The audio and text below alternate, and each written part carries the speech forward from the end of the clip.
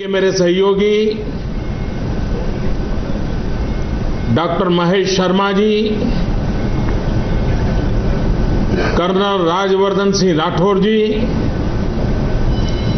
देश भर से आए मेरे युवा साथी और अन्य सभी महानुभाव, सबसे पहले मैं सभी देशवासियों को हमारे वैज्ञानिकों की एक और बड़ी उपलब्धि पर बधाई देना चाहता हूं। अब से कुछ देर पहले इसरो ने पीएसएलवी C-40 का सफल प्रक्षेपण किया है।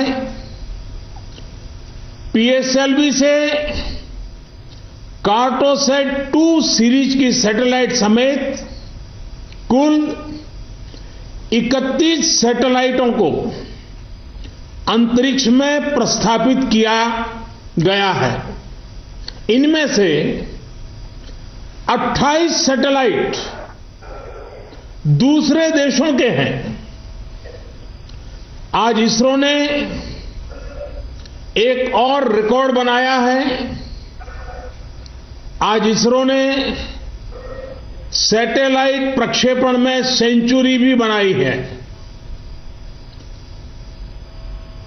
इसरो की आज की सफलता के और इस प्रयास से देश के किसानों को, हमारे मछुआरे भाई बहनों को, हमारे वैज्ञानिकों को जमीनी जानकारी मिलने में बहुत मदद मिलेगी। ये कामयाबी न्यू इंडिया के मार्ग को और प्रशस्त करेगी।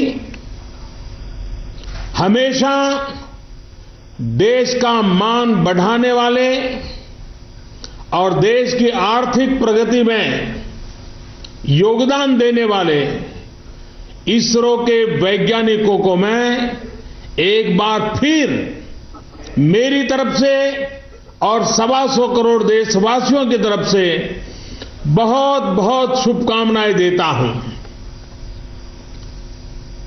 नववर्ष में विवेकानंद जयंती पर, राष्ट्रीय युवा दिवस पर हमारे वैज्ञानिकों ने देश को एक अनमोल उपहार दिया है। साथियों, मेरा मन था कि आप लोगों के बीच आकर के, कुछ समय आपके बीच बिता करके, आमने सामने आकर बात करता।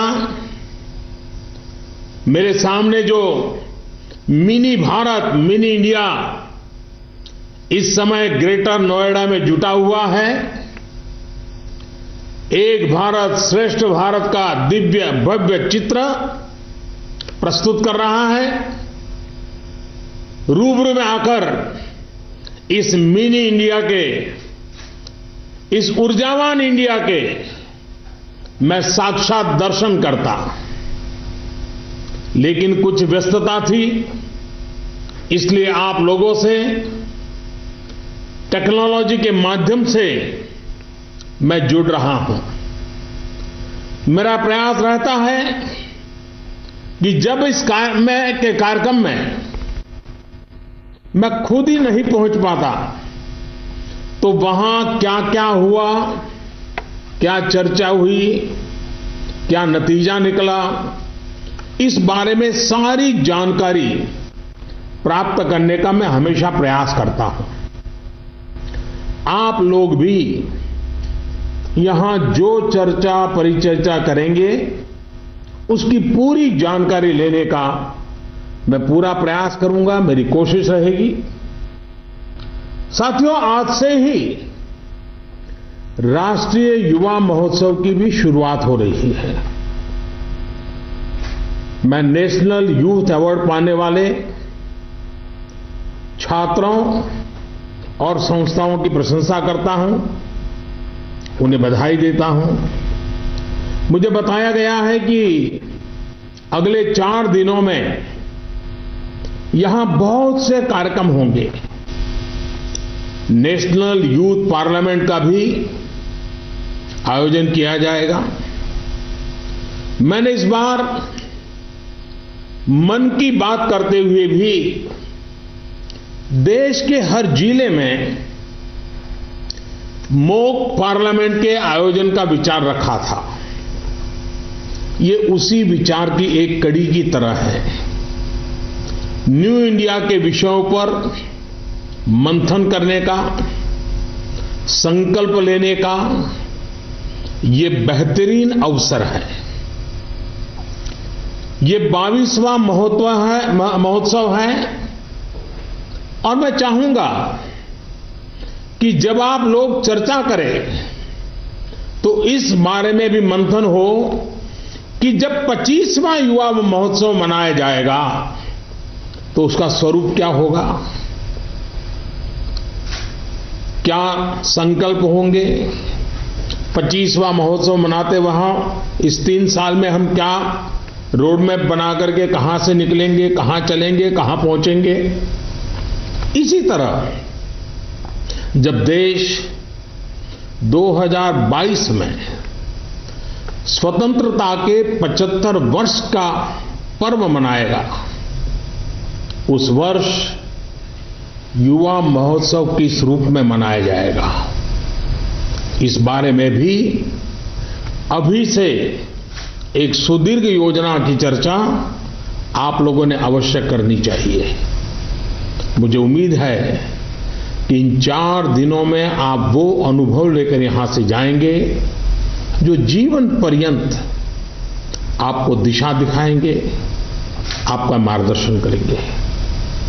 मेरे नौजवान साथियों, इस बार महोत्सव की थीम है संकल्प से सिद्धि। पिछले 6-7 महीनों में आपने ये शब्द बार बार सुने होंगे।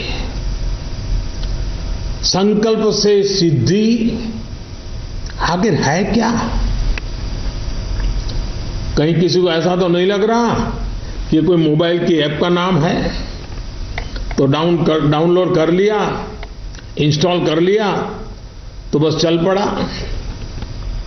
और इसलिए आज आपसे मैं संकल्प और उसकी सिद्धि पर ही विस्तार से बात करने के लिए लालायित हो रहा हूं। आखिर संकल्प क्या है? आखिर का हमें सिद्ध क्या करना है? साथियों, 2022 में हमारा देश अपनी स्वतंत्रता के 75 वर्ष पूरा करेगा। अपने आजादी की लड़ाई के बारे में सिर्फ किताबों में ही पढ़ा है। मैंने खुद भी आजादी के आंदोलन के बारे में सिर्फ सुना है, पढ़ा है। और इसलिए उम्र का फर्क भले हो, लेकिन इस मामले में आप और मैं अलग नहीं है। मेरे नौजवान साथियों, हमने स्वतंत्रता आंदोलन में हिस्सा नहीं लिया क्योंकि हम आजादी के आंदोलन देश आजाद होने के बाद पैदा हुए, और इसलिए हमारी एक बहुत बड़ी जिम्मेदारी उन सपनों को पूरा करने की है जो सपने उस समय आजादी के दीवानों ने देखे थे। जब जेल में ब्रिटिश पुलिस कोड़े बरसाती थी, गोलियां चलाती थी, आजादी के दीवानों को फांसी के तख्त पर चढ़ा देती थी, अंधेरी कोठरी में उन्हें सब कुछ बर्दाश्त करना पड़ता है। कोई अंडमान निकोबार के काली पानी में जिंदगी गुजार रहा है। हमारे वीर सेनानी जिस भारत का सपना देखा करते थे, जिस भव्य भारत के लिए यातनाएं झेलते थे, क्या उस भारत को बनाने की जिम्मेदारी हमारी नहीं है क्या? जब हम उस कल्पना को, उस सपने को जिएंगे तो उनके सपनों के भारत के लिए संकल्प लेना भी सरल हो जाएगा। ये भारत कैसा होगा?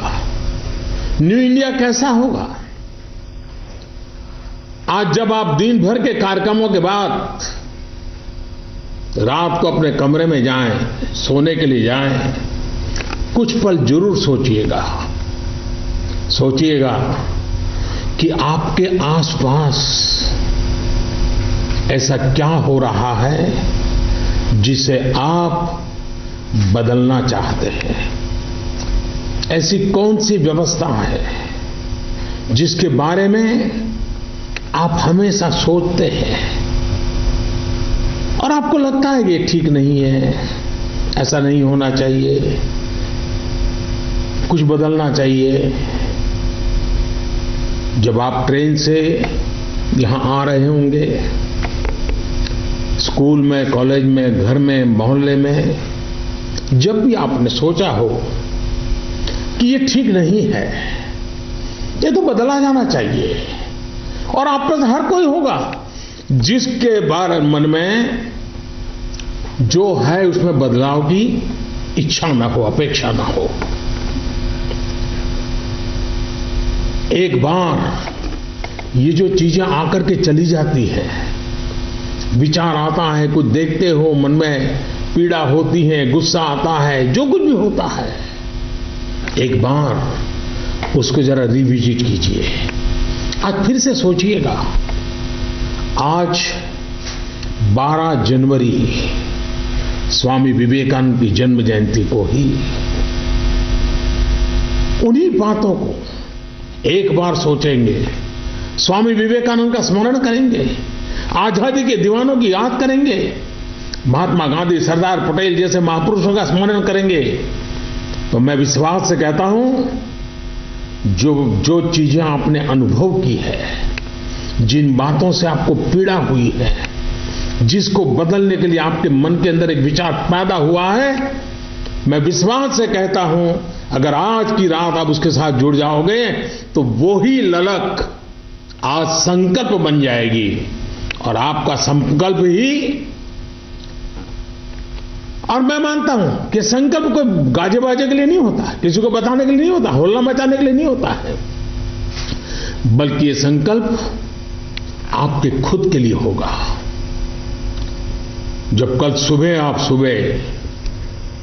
सूरज की साक्षी में जिंदगी की और सोचेंगे तो एक नई ऊर्जा, नया उमंग, नया संकल्प आपके सामने कुछ न कुछ नया करने के लिए प्रेरणा लेकर के खड़ा होगा। साथियों, आप सभी जिस यूनिवर्सिटी के परिसर में है उसका नाम गौतम बुद्ध पर है। आप जिस शहर में है, ग्रेटर नोएडा, उसका नाम भी गौतम बुद्ध नगर है, और इसलिए मैं आपको गौतम बुद्ध से ही जुड़ा एक किस्सा आज सुनाना चाहता हूं। बात बहुत छोटी सी है, छोटा सा वाक्या है, बहुत बड़ा नहीं है।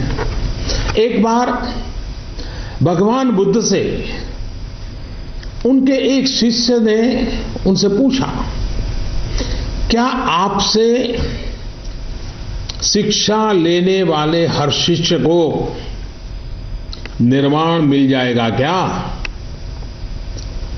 भगवान बुद्ध ने एक पल भी बिताए बिना सटीक से जवाब दे दिया, नहीं। कुछ को मिलेगा, कुछ को नहीं मिलेगा।